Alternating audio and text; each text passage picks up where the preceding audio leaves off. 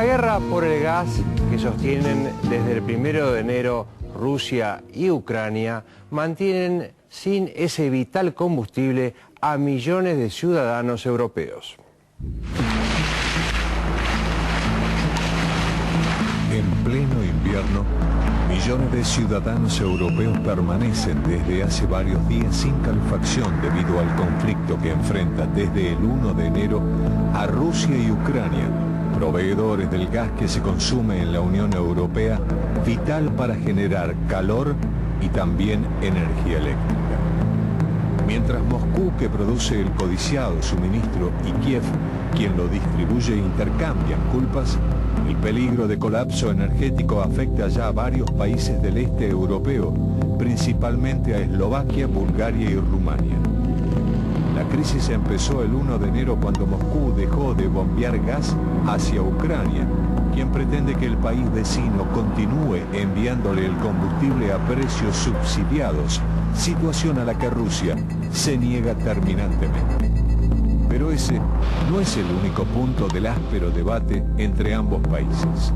Moscú, que necesita incrementar los precios del combustible que vende a los países de la antigua órbita soviética para equilibrar sus cuentas afectadas por la crisis económica mundial, también está acusando a Kiev de robarse el gas destinado a Europa.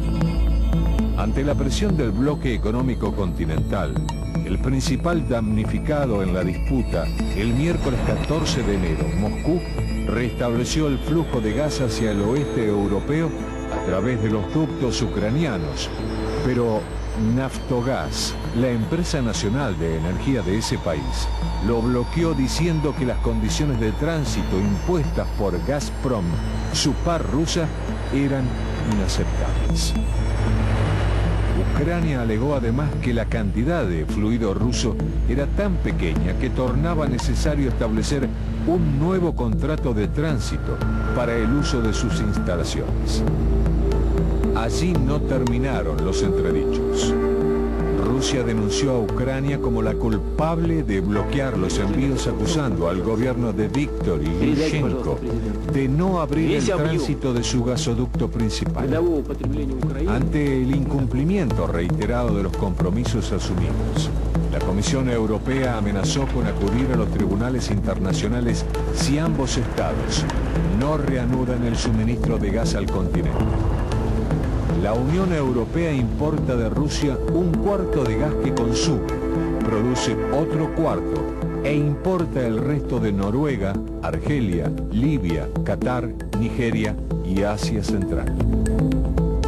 La dependencia europea del gas ruso no es tan grande a simple vista, pero sí irregular. Mientras España no necesita importar, Polonia, Estonia, Letonia, Lituania y Finlandia dependen absolutamente del fluido transportado desde Moscú.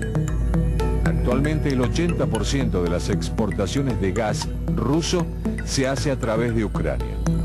Como consecuencia, los gobiernos de Europa del Este declararon el estado de emergencia y ordenaron el cierre de las fábricas, mientras que cientos de miles de personas intentan soportar una ola de frío polar sin calefacción. En busca de una solución al conflicto, el jefe de Estado ruso, Dmitry Medvedev, el más interesado en reanudar sus lucrativas exportaciones a Europa, convocó a una cumbre de presidentes de los países afectados a celebrarse durante este fin de semana en Moscú, propuesta rechazada por su par ucraniano, quien no acepta a la capital rusa como lugar de encuentro.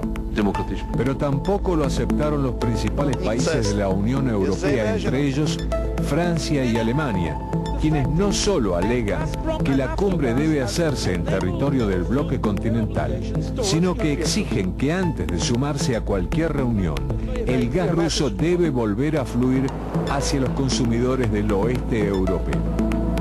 La aún irresuelta crisis del gas es la última de una serie de disputas entre Rusia y Ucrania, enfrentados meses atrás por el intento de Kiev de sumarse a la OTAN y a la guerra rusa en Georgia.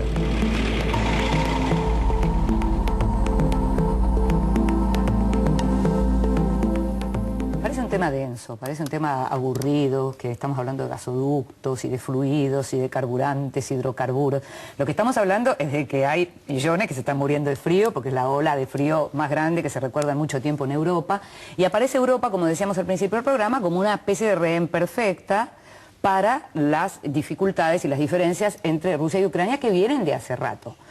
No es que fueron socios Rusia y Ucrania, en realidad Ucrania es una ex república soviética a la que Moscú no le perdona que en el año 2004, por lo menos la mitad de ese país quería volcarse hacia Occidente. La mitad y un poco más porque de hecho la Revolución Naranja triunfó en diciembre del 2004. Que hoy la gente, los líderes que surgieron de esa revolución están siendo muy cuestionados y que tienen enormes diferencias entre ellos, es otro tema, es un análisis diferente. Que Rusia todavía, que Putin, Vladimir Putin, aunque hoy es primer ministro, sigue sin perdonar esa traición que vino después, un año después de la misma traición por parte de Georgia, ese es otro tema. Ahora, ¿qué hay detrás de esto? Además, una cuestión económica muy fuerte. Decíamos ahí que le tienen que cerrar las cuentas a Rusia. Sí, pero lo que le tiene que cerrar también es las cuentas para terminar un gasoducto, que es el gasoducto del Báltico, en donde el presidente, ¿sabes quién es? El presidente del consorcio es Schröder, el ex canciller alemán. Sí, unos cuantos ex cancilleres, primeros ministros que asumieron cargos en empresas privadas que, oh casualidad, los ayudaron en su momento. Schröder es muy amigo personal de Putin y está a cargo de ese gasoducto del Báltico que no se puede terminar porque se necesita dinero europeo. Entonces, qué hermosa oportunidad para poner a Ucrania como el malo, por un lado, y Ucrania poner a Rusia como el malo, porque Ucrania todavía no pertenece a la Unión Europea, no pertenece a la OTAN. Rusia eso sigue apretando las clavijas y no permite ese ingreso. Entonces, Europa aparece como rehén y esta vez sí, fuertemente, porque la pelea por el gas viene de los últimos años, pero esta vez está durando de más. Es verdad que el mundo está mirando para Gaza también, pero en Europa se están muriendo de frío. Ahora, es interesante, vos hablaste muchas oportunidades de la situación del gas, la relación entre las ex repúblicas soviéticas y los levantamientos que hubo, que en gran parte estaban dirigidos en contra de Rusia. Y es interesante cómo interviene Estados Unidos, porque Estados Unidos apoya políticamente y mucho a estos movimientos que se distancian de Moscú, pero el gas no les llega a ellos. Por supuesto. El gas afecta a los europeos, no a los norteamericanos. Pero además lo que está pasando es que en este momento Europa, en términos políticos, además, bueno, lo hemos hablado varias veces, de que siguen con problemas de identidad, con la cuestión de la Constitución que no sale y demás, como tienen presidencia rotativa... Rotativa, claro. No me sale rotatoria o rotativa, rotativa. En este momento quienes están en la presidencia de la Unión Europea son los checos, que por otra parte el gobierno checo en la actualidad no es europeísta.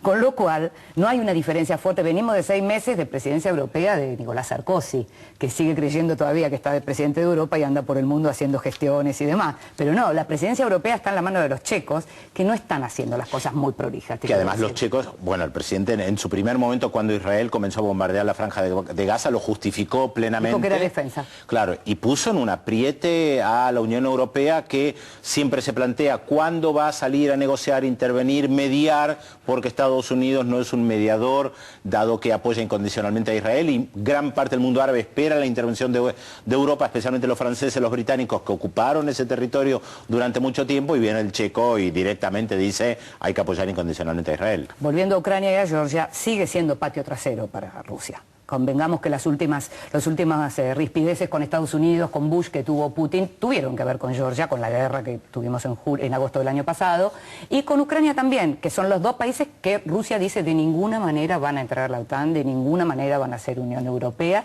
y además el tema del escudo, ¿te acordás? El famoso escudo sobre Polonia. Antimisiles, Polonia y República Checa, que Polonia y República Checa están dispuestos a que Estados Unidos ponga su escudo allí.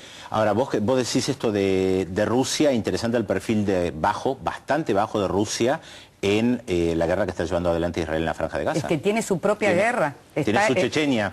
Bueno, desde ya de su Chechenia, hoy salió en Clarín un artículo sobre eso que compara justamente la ofensiva de Olmert con la ofensiva de Putin en Chechenia. No, pero en este momento tiene además su propia guerra con Ucrania. Hoy hay una reunión entre el primer ministro Putin y la primera ministra Yulia Timoshenko de Ucrania, que fue acusada muchas veces de robar el gas, porque a Ucrania, Rusia lo acusa de robar el gas hace mucho tiempo. Y Timoshenko, que era llamada la princesa del gas, hizo dinero precisamente con la industria del gas. Lo que se decía era que Ucrania compraba el gas a precio subsidiado y se lo vendía a Europa a precio mercado. El viejo truco. El viejo truco.